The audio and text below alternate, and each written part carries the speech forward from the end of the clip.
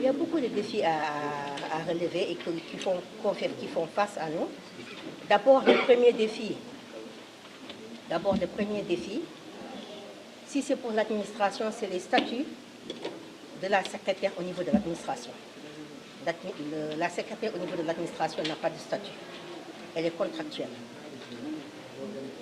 D'autres défis qui s'annoncent, c'est-à-dire chercher un siège pour l'ANAS, le secrétariat. On n'a pas de siège. Ça, c'est un défi aussi à relever.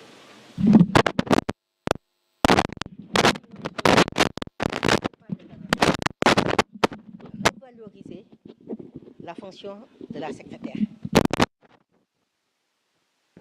Vraiment, c'est Atelara. Vous savez, nous sommes la vitrine de l'entreprise. On a l'habitude de dire derrière tout grand homme, il y a une grande femme. Donc, derrière tout grand patron, il y a une grande assistante. Je pense que si on parle avec nos patrons, c'est des défis auxquels je pense que ce ne sera pas trop difficile pour nous à relever. Vous savez, le secrétariat, c'est une chose, c'est-à-dire qu'elle est indispensable dans une société.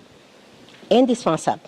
Donc la jeune génération, tout ce qu'on peut leur dire, tout ce que je peux leur dire, c'est de venir embrasser ce métier, cette corporation, et nous allons lutter avec elle ou avec eux, parce que ça compte maintenant des hommes au niveau du secrétariat. Donc pour relever certains défis.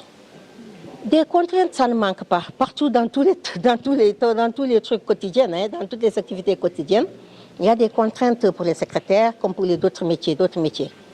Bon, pour nous, surtout notre contrainte, c'est-à-dire l'heure. La secrétaire n'a pas d'heure.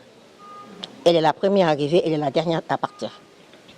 Le métier nourrit son homme, ça dépend. Il faudra d'abord tomber sur un bon patron.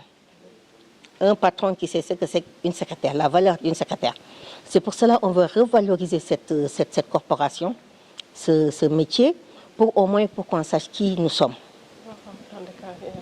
Notre plan de carrière, les formations, tout ça. Parce qu'il ne faut pas aussi s'arrêter l'évolution du métier au sein de l'entreprise. Je me suis dit tout à l'heure, je me suis adressée pas à la presse, mais à mes consoeurs, pour dire qu'il faut qu'on voit pour chaque type de structure son problème.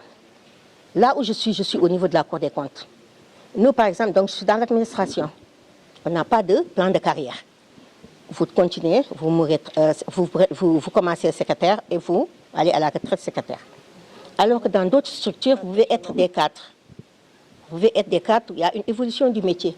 Donc, des fois, si on nous prenait, par exemple, au niveau de l'administration, si on nous prenait parce que nous avons le bac plus 2, nous sommes sortis de l'école nationale du secrétariat.